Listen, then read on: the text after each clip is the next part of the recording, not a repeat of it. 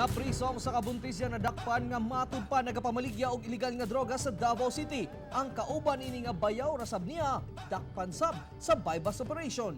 Aniya ang report. Pero unsa ka tinuod nga nagapamaligya daw kag droga? Dili gyud na tinuod. Nagagamit wala pod. Wala po.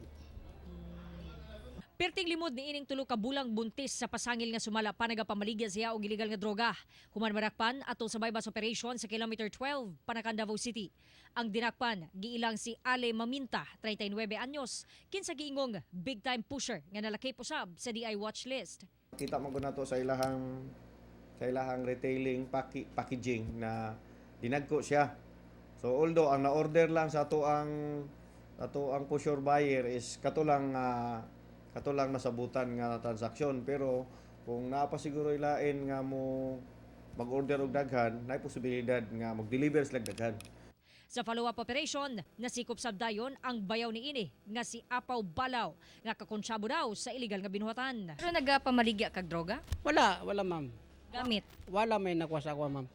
Ang duha pulos sa Marawi City sa maong syudad sabdaw nila ginakuha ang ilang supply sa droga ug dinhi sa Davao ginabaligya. Kapin 130,000 pesos ang kinatibuk ang kantidad sa nasakmit nga illegal drugs gikan sa mga dinakpan. Kauban si Mel Colmenares sa kamera. Ako si John D. Esteban para sa One Mindanao.